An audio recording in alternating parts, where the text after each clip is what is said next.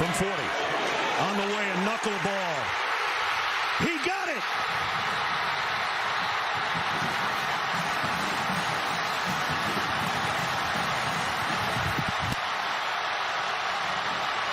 And here they come.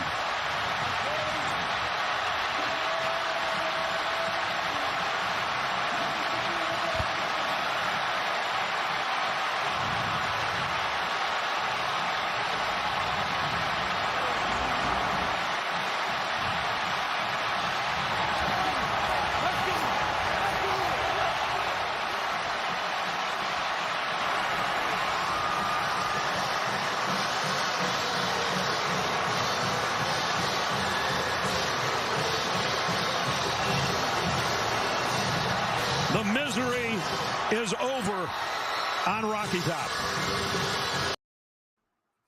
What is up, everybody? I just wanted to do a quick pop-up show. I usually don't do Vols content, but I am a Vols fan. I've always been a Vols fan ever since I was a kid. Before the Titans came around, that's all we had. That's all we had was the Vols, and my family was obsessed. I mean, we went to games, all that stuff, and I've seen a lot of Vols football in my time on this earth, and I'd have to say that this game was probably one of the best games I've ever seen. I've ever seen for Tennessee. I mean, it was just incredible the way they fought back. Of course, the defense gave up a lot of yards and this and that, and I knew that's how the game was going to be. I had a feeling it was going to be that way from the get-go, and I had a feeling that whoever had the team,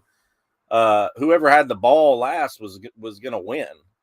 Just how the game was going. Jalen Hyatt, 5 touchdowns tonight. Just incredible, and Hendon Hooker just continues to impress and continues to show why he is a legitimate Heisman candidate, and he's playing himself into a first round player in the NFL draft, and I really like his style of play. There were some throws he probably wish he would have had back tonight. But, I mean, overall, you're playing Alabama. Just incredible performance overall by them. I'm super happy. I've been kind of sick all day. And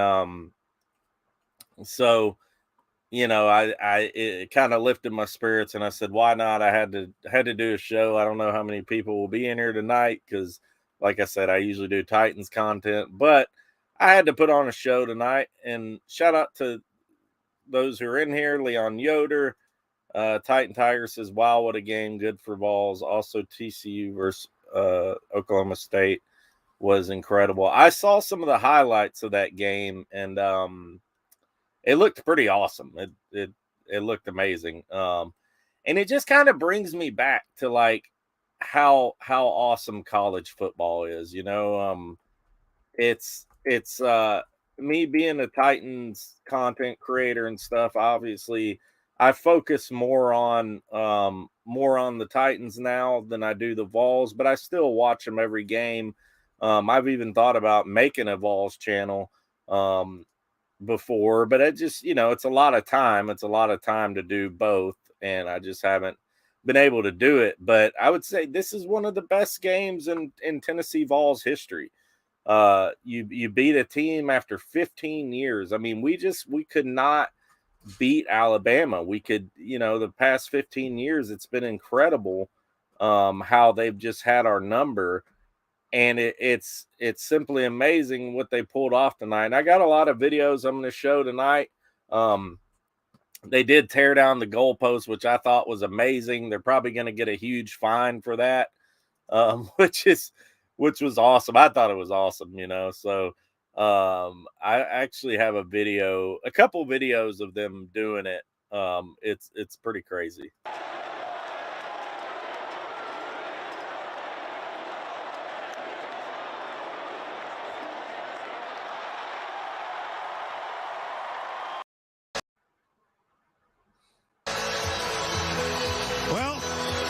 If you don't like college football and you watch this one, I'm not sure what your problem is. 52-49, Tennessee remains unbeaten. We say it all the time to ourselves, but how lucky are we to be able to be part of this? No doubt. Presented by Rocket Mortgage right after these messages. So long from Rocky Top. The Orange Crush is on in Knoxville after one of the craziest games we have ever experienced. And those are some very important uprights that are coming down and may end up in the Tennessee River tonight. Ride 'em, Cowboy. After the Vols defeat the Tide 52-49 on a Chase McGrath knuckleball from 40 yards out as Tennessee defeats Alabama. Amazing scene we are experiencing now, and a tremendous game over the last 4 hours. So you say it's been a while since they beat Alabama, huh? I mean, holy smokes. What passion. And if you were trying to explain college football to somebody, Brian, you think this picture might get it done? This explains the euphoria that goes along with righting a wrong that has afflicted you for 15 years. Yeah, this picture is more than 1,000 words. And one correction from earlier, I said Tennessee would need to score at least 40. I meant 50. And so they did. And so they did. And what a scene as Hendon Hooker leads one last final drive to set up the McGrath field goal. This is this guy freeloading. Do some work. Hopefully everybody stays safe. We're told it's the first field storm of this nature at Neyland Stadium since they defeated Florida back in '98. And they get Alabama off their chest. The ebbs and flows of this ball game are what rivalries are made of. And this now officially is a rivalry again after Alabama had owned them for 15 years. And to see Tennessee withstand this Alabama storming back and yet come out with a victory in the manner in which they accomplished this glorious win was amazing. All great stories have great characters, and this is no exception. Hendon Hooker was fabulous. 21 of 30, 385 yards, 5 touchdown passes. So there you go. It's just awesome, man. It's an incredible moment in college football history for the Tennessee Vols. And again, I mean, Hendon Hooker, just incredible, man. He made a few mistakes tonight, you know, but at the end of the day, he willed them to that victory. He took them down at the end of the game and won it for him. And I would say he's the best quarterback Tennessee's had since T. Martin. I mean, hands down, he's got to be. And what's great about this program where they're at, they even have a few sanctions on them, and they're doing this right now. And what's great about this program where they're at is they have Joe Milton waiting in the wings for next season. And they also have the kid coming in from the draft prospect. I can't remember his name. It's kind of a weird name.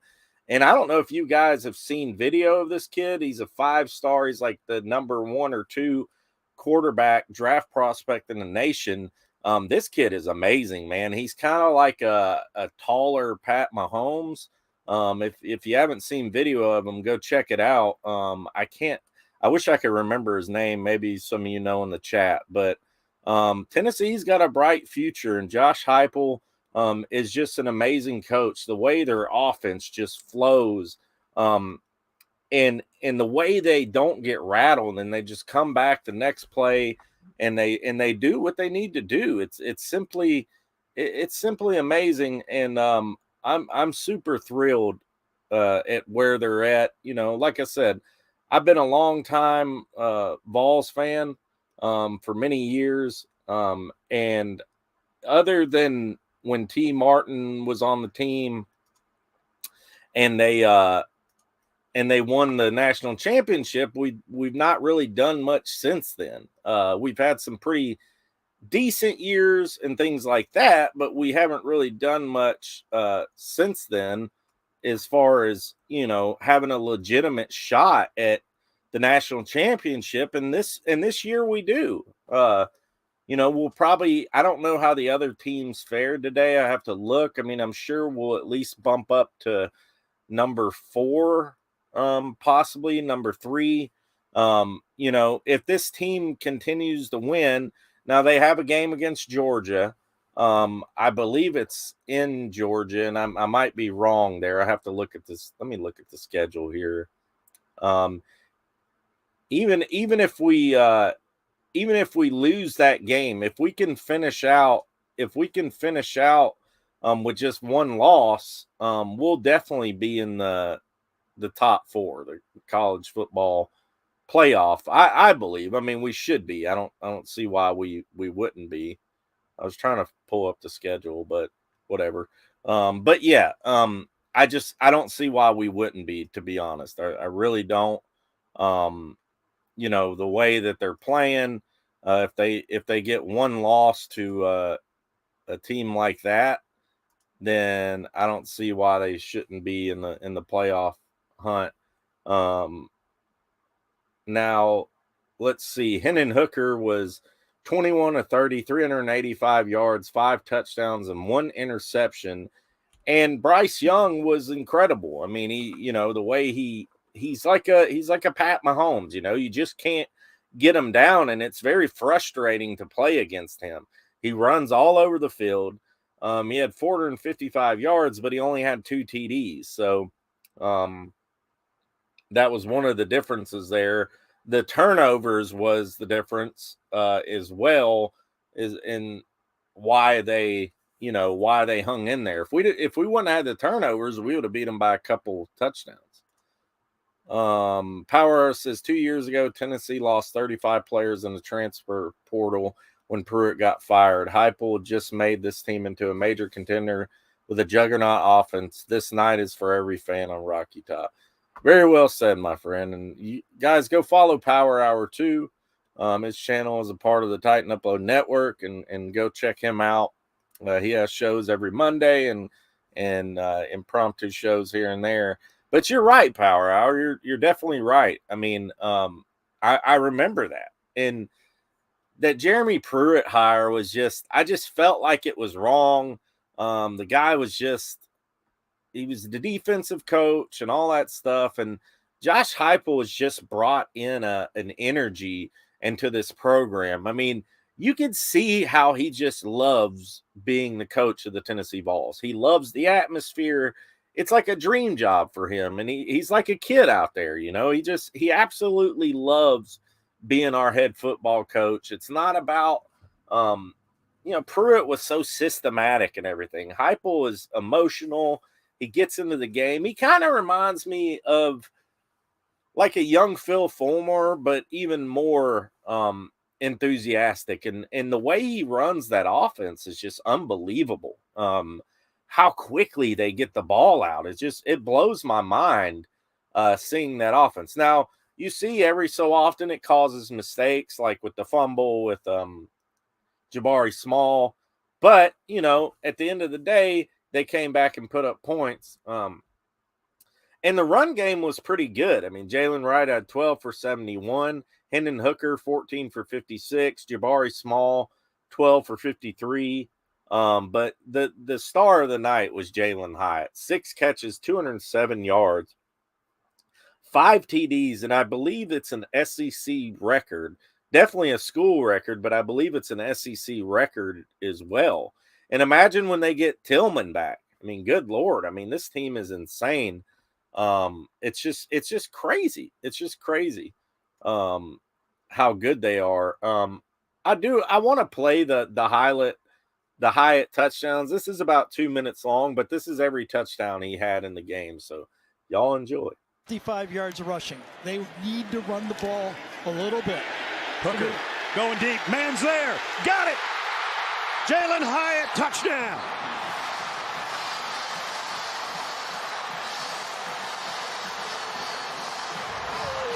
Just a little bit of motion got this Alabama secondary confused. 2 wide receivers and then the motion, and Alabama does not pass off correctly.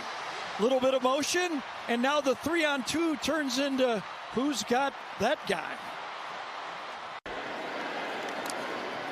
Pump fakes one way, comes back the other. Jalen Hyatt, touchdown.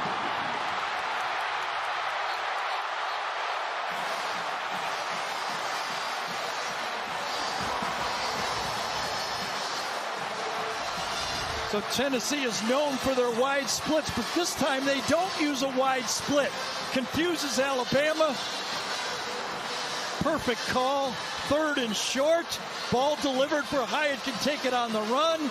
The coach said to us, I can't give up too fast on the run. Otherwise, these big pass plays won't be there. There's a pass play that's there. Jalen Hyatt, touchdown.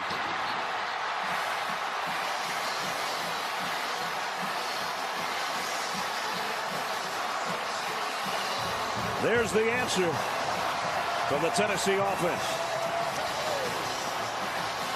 They stack those receivers.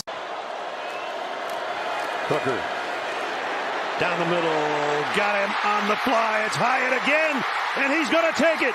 Touchdown, Tennessee. 78 yards. Same routine.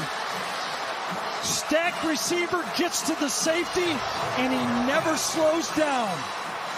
On 3rd down and 4th down on this drive.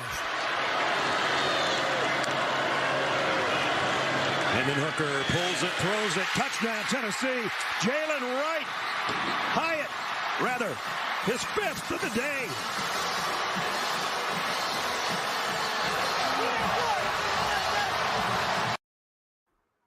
So just incredible, man. Incredible overall. You know, like I said, I felt like this game was going to be like that. And yeah, the last time Alabama gave up 50 points was against Swanee in 1907. That's insane, man. You should tweet that out. I'm sure somebody already has, but good Lord, that is literally insane. And it's just amazing. It's just amazing what this team is doing. I was trying to pull up the schedule here. Let me see if I can pull it up so we can kind of mull it over a little bit. Let's see here. Kind of weird how it looks. See if I can share the screen here. But yeah, that's insane power. Since 1907, since Swanee. That's crazy. And I think it was the most penalties that they've ever had under Nick Saban as well. So here's the schedule. So we got Alabama. Obviously, we beat Alabama. We got Tennessee Martin next, and I feel sorry for Tennessee Martin. We're going to crush those guys. Then we got, I mean, the SEC is not easy. It's tough. It's tough. Then we got Kentucky, the 29th. Is that in Tennessee? I believe. Yeah, at Tennessee. And Kentucky's got a good quarterback. They got that guy who's what's his name? Will Levis. Will Levis, I think is his name. He's a really good quarterback. So that's another difficult game. Then we got Georgia. In Georgia, which that's going to be an insane game too. Then we got Missouri, South Carolina. So if we can handle Kentucky, even if we lose against Georgia, we should still get in the playoffs. Houston says, how do y'all prefer to win, Jags, or who do y'all prefer to win, Jags versus Colts? Honestly, I'd like to see the Jags win, just because anytime the Colts lose is a good day for me. So, so yeah, I mean, I'm all down for the Colts losing, just for the heck of it. I wanted to see if there was any more highlights here. Oh, look, there's my show. Just crazy, man, just crazy how this game ended out. So this was the end of the game here. 43 seconds to go. And got it complete. And it's a first down. He hits him over the middle. Corey Brooks, and they're in field goal range. And he just kept doing this all night to us. We just could not stop him. We didn't have an answer for him. There was one key stop that we had, and that was crucial. Short, in and out of the hands again. Young, quick on the back pedal, quick on the throw, incomplete. So that was crucial there because it made him a 50-yard field goal. And he misses it. No good. So 15 seconds to go. Hendon Hooker. Scanning things, throwing, and complete. And that number 80 was good. Midfield. Hendon Hooker can't take a sack. Double clutches, throws. It is caught. Do they get the timeout? Broom across. And then this field goal, it was like a lame duck. It just barely. I thought he missed it. I thought it was blocked or something. But it just literally just. Look at that. Knuckleball. He got it. Pandemonium.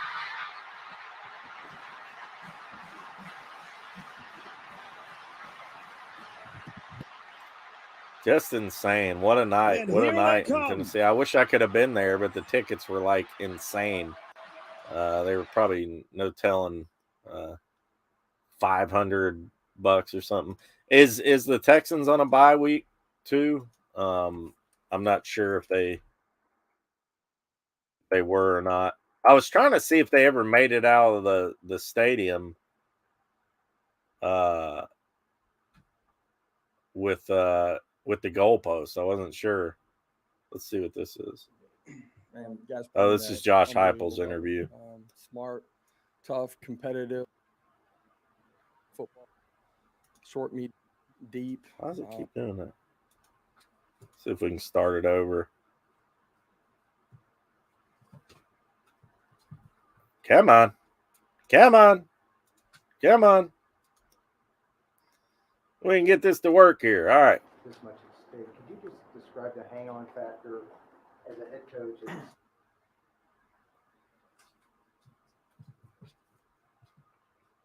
Screw it. We'll just play it from where it's at. Our players, our coaches. This guy's amazing. This guy's amazing. We talk a lot about it. We talked about it this week. 60 minutes. Doesn't matter what it looks like, beginning, middle, and end. And late third, early fourth, man, it didn't look good, but our guys just continue to reset. And the greatest thing that I can say is, like, when they're coming off the field after something doesn't go right, man, they've already reset. And that's true of the offense after the fumble. Defensively, they give up a score. Like, they're ready to go compete the next time. And that speaks to the culture in the program. It speaks to our coaching staff. I mentioned our coordinators. Our entire coaching staff does a phenomenal job. Speaks to the leadership too, and Hendon's a big part of that too. Ross and Blake. Josh, we saw some pictures from the locker room. How was the cigar? I smoked it slow, but it was dang good. All right, so it was a great night, man. So I mean, he's a hero tonight. The kicker's a hero tonight. Guys that just finished a year ago, man, that campus has got to be just got to be insane. Let's see what old Saban's got to say. Open the statement and we'll take questions. Yeah. So, of course, he's virtual. Go figure. All right, I don't know if my connection's good enough to get it on there. Or open the statement and we'll take questions. Yeah. So, kind of tell you what I told the team. See what Saban's got a line about. He didn't answer the bell today. Obviously, there's a lot of work to be done. Way too many penalties. Did too many things to help them. Gave up explosive plays.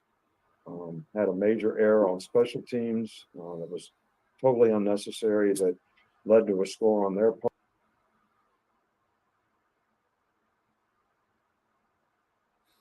Anyways, he's whining about the game. The defense sucks, blah, blah, blah. And, yeah, we took advantage of them. I mean, we exposed them for what they are. We took advantage of them. And Tennessee has a tendency to do that. I mean, they're a heck of a team. Their offense is just so explosive. It's unbelievable. And like I said, with the prospects that they have coming in, they're really building this team, and I'm super excited about it. Yeah, we can talk about some Titans too if you guys want. I know, like I said, this was just the last minute show, guys. I wasn't doing anything tonight. I've been under the weather today, and I figured, what the heck, I might as well just come on here and you know, kind of celebrate this victory. It's awesome. Houston says, we are about to get destroyed by the Titans week 8. You know what, man? I wouldn't say that. I wouldn't say that because Houston always plays us tough. And with the way the Titans are built this year, I don't think we're going to blow many teams out. I think we're a pretty decent team. I think, you know, we get healthy after the bye and we'll see where we are. I just think that, and I said this before the season, you know, I said that I think it's going to take a while for this team to really get going the way that they can get going. Like I felt like it was just going to take a while for them to get the offensive going, to get the offense going with all the new faces and all that stuff.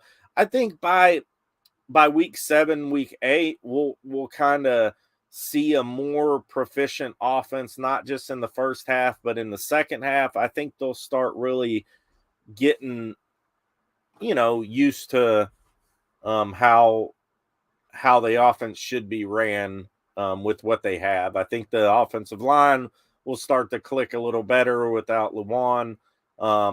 Obviously, the injuries on defense are killing us. Bud Dupree being out is killing us. We really desperately, honestly, I think the missing piece to this defense has been Elijah Molden.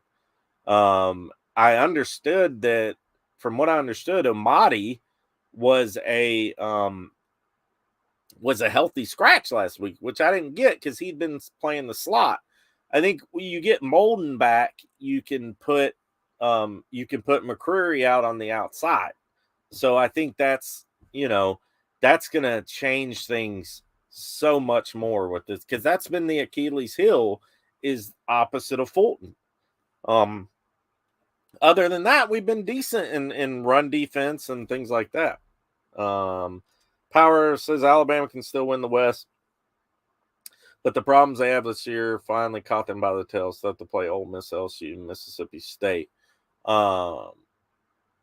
Yeah, definitely they can still win the West. Like I said, I think if we can win out, even if we lose one game to Georgia, as long as it's not like a blowout or something, which I don't think it will be, but even if we did lose to them, I don't see why. There's no reason why we shouldn't make the playoffs. I especially after beating Alabama and beating Florida and if we beat Kentucky, I just don't see. And we beat, you know, Pittsburgh, which was ranked. I don't know if they're still ranked now. Camera was just on Vince Young, who's at the USC Utah game for some reason. Yeah, I don't know. It's weird because he played for Texas, but maybe he's just there chilling. Maybe he lives in California or something. I'm not sure. So anyways, guys, this is going to be a quick video. I'm going to go watch some more highlights of the game and stuff like that. I know, like I said, this is kind of impromptu thing. So I appreciate y'all who've tuned in tonight. And go Vols, man. Let's keep rooting for this team, and I'm super excited about what they're going to do. Like I said, I've been a Vols fan since I was 12 years old.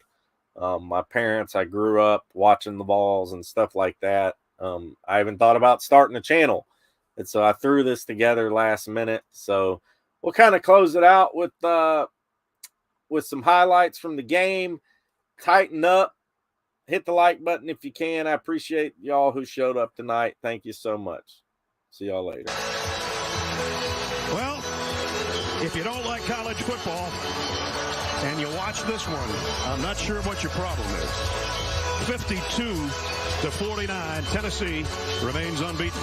We say it all the time to ourselves, but how lucky are we to be able to be part of this? No doubt. Presented by Rocket Mortgage, right after these messages. So long from Rocky Top. The Orange Crush is on in Knoxville after one of the craziest games we have ever experienced.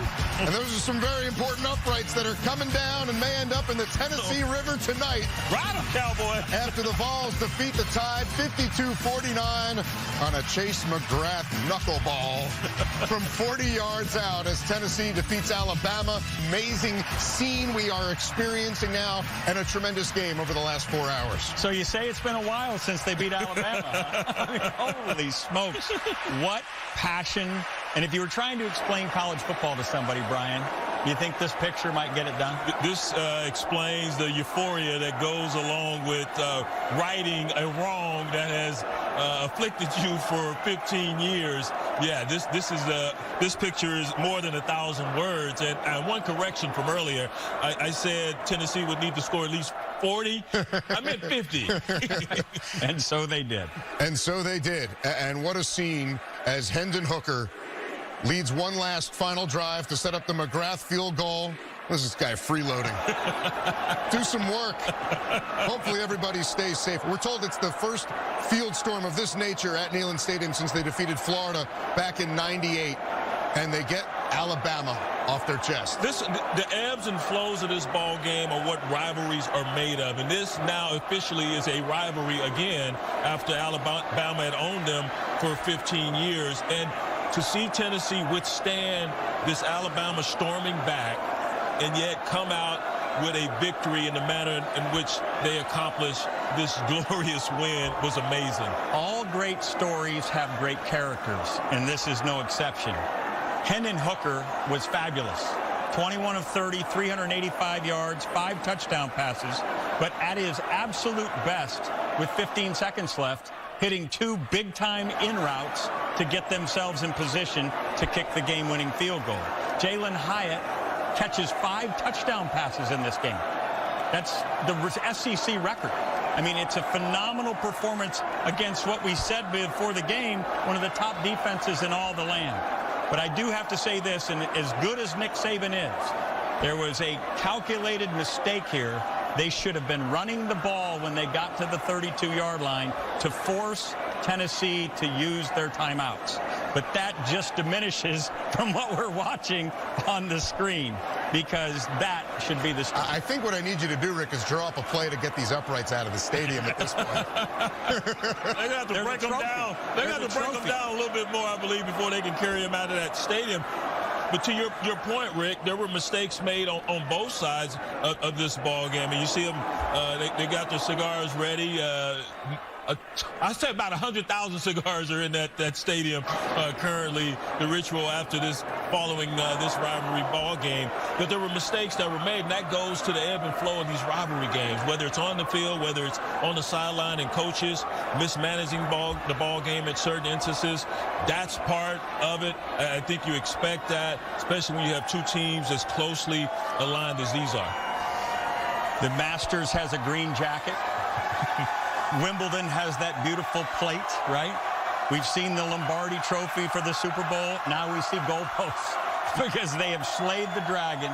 They have finally beaten Alabama. And let me also say, you mentioned Hooker's numbers, Bryce Young coming back. There was no pitch count for this guy. Oh, he had 52 passes. 52 pass attempts, well over 400 yards passing, and he looked as if he hasn't missed any time. And both of these young men are NFL quality quarterbacks.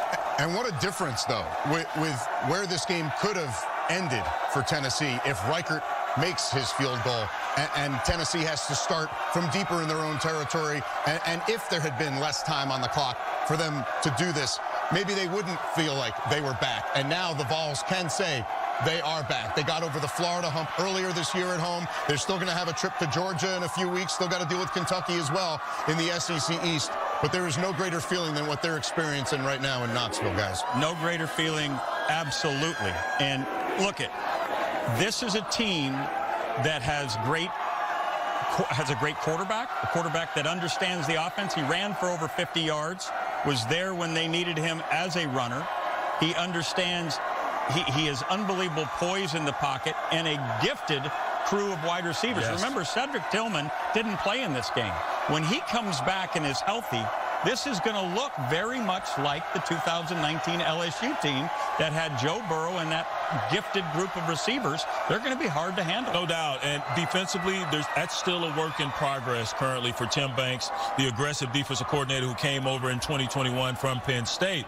But these guys, they flew around.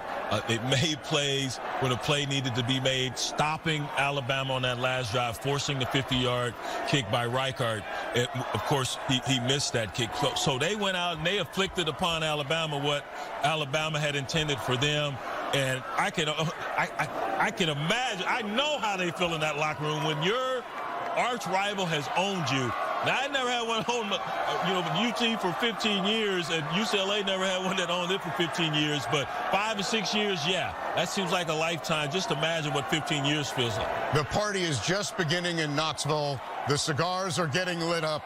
And a tradition that exists only in this Bama-Tennessee game, although we've seen players adopt it, including Joe Burrow. And this.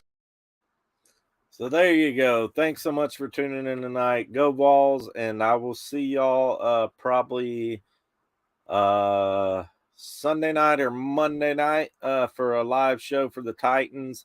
We got a very special guest coming on next week. Corey Curtis from Channel 2 Sports, ABC, is going to be on the show next week. We're either going to do it on my channel or Titan Uploads. Haven't really figured that out yet, but actually it's going to be Wednesday night at 8 p.m. Central Time. I'll make a thumbnail for it and everything. But yeah, y'all make sure and tune in. Corey Curtis will be with us, and he's just a super nice guy, and we're excited to have him on. So anyways, tighten up, guys. We will see you next time. And yeah, many blessings to all of y'all. See you later.